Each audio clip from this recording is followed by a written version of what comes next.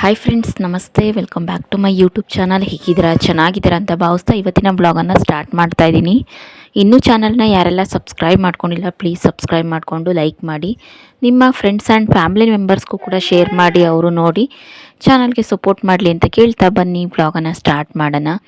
ಹಾಗೆಯೇ ಎಷ್ಟೋ ವೀಡಿಯೋಸ್ಗಳು ಮಾಡಿಟ್ಕೊಂಡು ಕನ್ಫ್ಯೂಸ್ ಆಗಿ ಇದು ಒಂದು ಕ್ಲಿಪ್ಪಿಂಗ್ಸು ಆ್ಯಡ್ ಆಗಿಬಿಟ್ಟಿದೆ. ಬೇಜಾರು ಮಾಡ್ಕೋಬೇಡಿ. ಹಿಂದೆ ಹಾಕಿದ ಬ್ಲಾಗನ್ನೇ ಇದೇ ಬ್ಲಾಗಲ್ಲಿ ಹಾಕಿದ್ದಾರೆ ಅಂತ ಕಾರಣಾಂತರಗಳಿಂದ ಇದು ಕೂಡ ಆ್ಯಡ್ ಆಗೋಯಿತು. ಬೇಜಾರಾಗೋಯಿತು ನನಗೂ ಎಡಿಟ್ ಮಾಡಬೇಕಾದ್ರೆ. ಬಟ್ ಏನು ಮಾಡೋಕ್ಕಾಗಲ್ಲ. ಎಡಿಟ್ ಮಾಡಬೇಕಾದ್ರೆ ನೋಡ್ಕೊಳ್ಳಿಲ್ಲ, ವಾಯ್ಸ್ ಓವರ್ ಕೊಡಬೇಕಾದ್ರೆ ನಾನು ನೋಡಿಕೊಂಡೆ. ಎಷ್ಟೋ ವಿಡಿಯೋಗಳು ಈ ರೀತಿ ಆಗಿರುತ್ತೆ. ಹೊಸ ಯೂಟ್ಯೂಬರ್ಸಿಗೆ ಇದೊಂದು ಸೂಚನೆ, ಈ ಥರ ಎಲ್ಲ ಆಗುತ್ತೆ. ಹಳೆಯ ವೀಡಿಯೋಸ್ನ ಯಾರೂ ಕೂಡ ಪೆಂಡಿಂಗ್ ಇಟ್ಕೋಬೇಡಿ. ಅವತ್ತಿನ ದಿನದ್ದು ಏನು ಬರುತ್ತೆ ಅವತ್ತೇ ಅಪ್ಲೋಡ್ ಮಾಡೋದಕ್ಕೆ ಟ್ರೈ ಮಾಡಿ, ಅಥವಾ ಮಾರನೇ ದಿನಕ್ಕೆ ಅಂದರೆ ನೆಕ್ಸ್ಟ್ ಡೇ ಮಾರ್ನಿಂಗು ಅಪ್ಲೋಡ್ ಮಾಡ್ಕೋಬೋದು. ಸರಿನಾ? ಈ ರೀತಿ ಆಗುತ್ತೆ. ನನಗೂ ಕೂಡ ಈ ಥರ ಸಾಕಷ್ಟು ಬಾರಿ ಆಗಿದೆ. ಸಾಕಷ್ಟು ಬಾರಿ ಅಲ್ಲ, ಒಂದು 2-3 ಸಲ ಈ ಥರ ಆಗಿದೆ. ಹಳೆ ವಿಡಿಯೋದಲ್ಲೂ ಕೂಡ ನಾನು ಒಂದು ಸಲ ಅಬ್ಸರ್ವ್ ಮಾಡಿದ್ದೀನಿ, ಇದೇ ಥರ ಆಗಿದೆ. ಎಷ್ಟೋ ವಿಡಿಯೋಗಳು ಪೆಂಡಿಂಗ್ ಇಟ್ಕೊಂಡು ಅಪ್ಲೋಡ್ ಮಾಡ್ದಲೇ ಇದ್ದಾಗ ಈ ರೀತಿ ನಾನು ಈ ವಿಡಿಯೋ ಅಪ್ಲೋಡ್ ಮಾಡೋದನ್ನ ಅಥವಾ ಈ ವಿಡಿಯೋ ಅಪ್ಲೋಡ್ ಮಾಡೋದನ್ನ ಅಂತ ನಮಗೆ ಕನ್ಫ್ಯೂಸ್ ಆಗ್ತಾ ಇರುತ್ತೆ.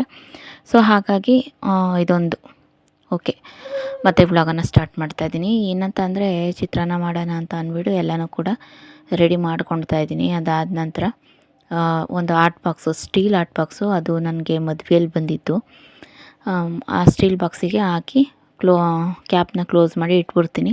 ಸ್ವಲ್ಪ ಬಿಸಿಗಿರುತ್ತಲ್ವ ಚಿತ್ರಾನ್ನ. ನಮ್ಮ ಮನೆಯವರು ಕೂಡ ಇಲ್ಲಿಂದನೇ ಅಪ್ ಆ್ಯಂಡ್ ಡೌನ್ ಮಾಡಿರೋದ್ರಿಂದ ಬೆಂಗಳೂರಿಗೆ, ಹಂಗಾಗಿ ಅವರು ಕೂಡ ಒಂದು 8:30 ಕರೆಕ್ಟಾಗಿ ಹೊರಡ್ತಾರೆ.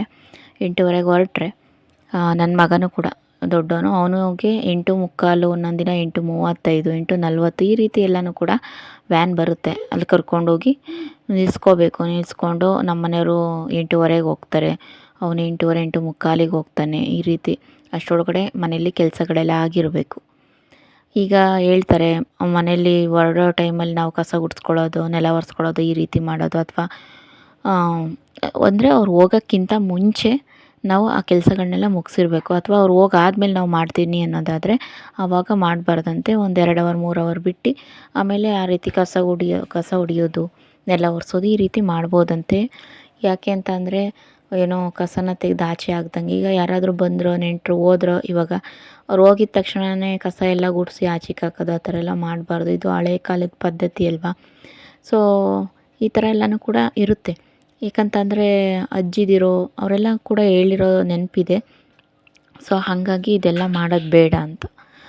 ಇನ್ನು ತುಂಬ ಬ್ಲಾಗ್ಸ್ ಇದೆ, ಇನ್ನೂ ಕೂಡ ಒಳ್ಳೊಳ್ಳೆ ಕಂಟೆಂಟ್ ಇಟ್ಕೊಂಡು ಮಾಡಿದ್ದೀನಿ. ಇನ್ನೂ ಕೂಡ ಮುಂದೆ ಮಾಡಬೇಕು ಅಂತ ನಾನು ಅಂದ್ಕೊಂಡಿದ್ದೀನಿ. ನನ್ನ ಲೈಫ್ ಸ್ಟೈಲ್ ಯಾವ ರೀತಿ ಇರುತ್ತೆ, ನನಗೆ ತಕ್ಕ ಮಟ್ಟಿಗೆ ಯಾವ ರೀತಿ ವೀಡಿಯೋಸ್ ಎಲ್ಲನೂ ಕ್ಯಾಪ್ಚರ್ ಮಾಡೋಕ್ಕಾಗುತ್ತೆ, ಮುಂದೆ ನನ್ನ ಲೈಫ್ ಸ್ಟೋರಿ ಯಾವ ರೀತಿ ಇರುತ್ತೆ, ಅದನ್ನು ವಿಡಿಯೋ ಮೂಲಕ ನೀವು ಅಬ್ಸರ್ವ್ ಮಾಡ್ಕೋಬೋದು. ಆಡಿಯೋ ವಿಡಿಯೋ ಎರಡೂ ಕೂಡ. ಸರಿನಾ? ಸಾಂಬಾರು ಕೂಡ ಬಿಸಿ ಮಾಡೋಕ್ಕೆ ಇಟ್ಟಿದ್ದೀನಿ. ಇಲ್ಲಿ ಚಿತ್ರಾನ್ನ ರೆಡಿ ಮಾಡ್ತಾಯಿದ್ದೀನಿ. ಸ್ವಲ್ಪ ಕೊಬ್ಬರಿ ಇತ್ತಲ್ಲ, ಅದನ್ನೇ ಕೂಡ ತುರಿದು ಎತ್ತಿಟ್ಟಿದ್ದೀನಿ. ಇವಾಗ ಗೊಜ್ಜೆಲ್ಲ ಎಷ್ಟು ಬೇಕೋ ಅಷ್ಟನ್ನು ಯೂಸ್ ಮಾಡಿಕೊಂಡು ಬಾಣಲೆಗೆ ರೈಸನ್ನು ಹಾಕಿ ಇವಾಗ ಕಲಿಸ್ತಾ ಇದ್ದೀನಿ. ಆದಷ್ಟು ನಾವು ಚಿತ್ರಾನ್ನ ಮಾಡಬೇಕಾದ್ರೆ ಬಿಸಿ ಅನ್ನನ ಹಾಕಿ ಮಿಕ್ಸ್ ಮಾಡೋಕ್ಕೆ ಹೋದರೆ ಮುದ್ದೆ ಥರ ಆಗಿಬಿಡುತ್ತೆ, ಅಂಟು ಥರ. ನಾವು ಏನು ಮಾಡಬೇಕಂದ್ರೆ, ಬಿಸಿ ಅನ್ನನ ಮುಂಚೆನೇ ಗೊಜ್ಜಿಗೆ ಕಲಸೋಕ್ಕಿಂತ ಮುಂಚೆ ನಾವು ಒಂದು ತಟ್ಟೆಯಲ್ಲಿ ಅಥವಾ ಒಂದು ಬಾಣಲಿಯಲ್ಲಿ ಆರಾಕಿ ಇಟ್ಟಿರಬೇಕು. ತಣ್ಣಗಾದ್ಮೇಲೆ ಬಿಸಿ ಗೊಜ್ಜಿಗೆ ಕಲಿಸ್ಕೊಂಡ್ರೆ ಆವಾಗ ಚಿತ್ರಾನ್ನ ಹುಡಿಯಾಗಿ ಬರುತ್ತೆ. ನಮಗೆ ಚಿತ್ರಾನ್ನ ಮೆತ್ತಗಿದ್ರೆ ತಿನ್ನೋಕ್ಕಾಗಲ್ಲ. ಸೇಮ್ ಅದೇ ಚಿತ್ರಾನ್ನ ಹುಡಿಯಾಗಿದ್ದರೆ ಅನ್ನ ತಿನ್ನೋದಕ್ಕೆ ಇಷ್ಟ ಆಗುತ್ತೆ. ನೋಡ್ತಾ ಇರ್ಬೋದು, ಇವಾಗ ಚಿತ್ರಾನ್ನ ಮಿಕ್ಸ್ ಮಾಡಿ ಒಂದು ಹಾಟ್ ಬಾಕ್ಸಿಗೆ ಹಾಕ್ಬಿಡ್ತೀನಿ. ಆದಷ್ಟು ಇವಾಗ ಬಿಸಿನೀರು ಕುಡಿಯೋಣ ಅನಿಸುತ್ತೆ ಫ್ರೆಂಡ್ಸ್. ಆದಷ್ಟು ಬಿಸಿನೀರು ಕುಡಿಬೇಕು ಅಂತಲೇ ಅನಿಸುತ್ತೆ. ಯಾಕಂತಂದರೆ ವೆದರ್ ಆ ಥರ ಇದೆ. ಒಂದು 10:30, 11 ಗಂಟೆ ಆದಮೇಲೆ ಹೆವಿ ಬಿಸಿಲು ಹೊಡೆಯುತ್ತೆ. ಅದಕ್ಕಿಂತ ಮುಂಚೆ ತುಂಬ ಥಂಡಿ ಇರುತ್ತೆ. ಆಮೇಲೆ ಈಗಿನ ಇದರಲ್ಲಿ ಸ್ವಲ್ಪ ಊಟ ಅದೆಲ್ಲನೂ ಕೂಡ ಚೆನ್ನಾಗಿ ನಮಗೆ ಡೈಜೆಷನ್ ಆಗಬೇಕಂತಂದರೆ ಏನಾಗಬೇಕು ಅಂದರೆ, ಚೆನ್ನಾಗಿ ಬಿಸಿನೀರು ಕುಡಿಬೇಕು. ನಮ್ಮ ಬಾಡಿಗೆ ಯಾವ ರೀತಿ ಆರೋಗ್ಯವಾಗಿರಬೇಕು, ಬಾಡಿಗೆ ಯಾವ ರೀತಿ ಅಡ್ಜಸ್ಟ್ ಆಗುವಂತಹ ಆಹಾರಗಳು, ಫುಡ್ಡು ಇದೆಲ್ಲನೂ ಕೂಡ ಅಡ್ಜಸ್ಟ್ ಆಗುತ್ತೆ. ಡೈಜೆಸ್ಟ್ ಆಗೋದಕ್ಕೆ ಅಂಥ ಫುಡ್ಗಳನ್ನೇ ನಾವು ತಿನ್ನೋದಕ್ಕೆ ಆಗಬೇಕು. ಅಂದರೆ ಎಲ್ಲನೂ ಕೂಡ ನಾನು ಒಂದು ಹೈ ಲೆವೆಲಲ್ಲಿ ಅಂತ ನಾನು ಹೇಳ್ತಾ ಇಲ್ಲ. ನಾನು ಹೇಳಿದೆ ಸೊಪ್ಪು ಅಥವಾ ತರಕಾರಿ. ನಾವು ಒಂದು ಹೆವಿ ಮಟನ್ನು ಅದು ಇದು ಅಂತ ತಿನ್ನೋಕೆ ಹೋಗ್ತೀವಿ ಅಂದರೆ ಒಂದೊಂದು ಬಾಡಿಗೆ ಆಗಿರಲ್ಲ ಗೊತ್ತಾ. ನಮ್ಮ ಹಸ್ಬೆಂಡಿಗೂ ಅಷ್ಟೇ, ಅವ್ರಿಗೂ ಹೆವಿ ಮಟನ್ ಎಲ್ಲ ತಿಂದರೆ ನಿಜವಾಗ್ಲೂ ಹೆವಿ ಮಟನ್ ಏನು ತಿನ್ನಲ್ಲ. ಅವ್ರು ತಿನ್ನೋದೇ ಸ್ವಲ್ಪ, ಅದನ್ನೇ ಕೂಡ ಡೈಜೆಸ್ಟ್ ಮಾಡ್ಕೊಳಕ್ಕಾಗಲ್ಲ. ಬಿಸಿನೀರು ಕಾಯಿಸ್ಕೊಡು ಅದು ಇದು ಅಂತ ಅಂದ್ಬಿಟ್ಟು ಹೇಳ್ತಾ ಇರ್ತಾರೆ. ಇವಾಗ ಬೇರೆ ಬೆಂಗಳೂರಲ್ಲಿ ಹೋಗೋದು ಅಪ್ ಆ್ಯಂಡ್ ಡೌನ್ ಬರೋದು ಎಲ್ಲ ಮಾಡ್ತಾ ಇದ್ದಾರಲ್ವ, ಅವರಿಗೆ ಡೈಜೆಸ್ಟ್ ಆಗಲ್ಲ. ಹಂಗಾಗಿ ಅವರು ಜಾಸ್ತಿ ಮಟನ್ ಗಿಟನ್ನೆಲ್ಲ ತಿನ್ನೋದಕ್ಕೆ ಹೋಗೋದಿಲ್ಲ.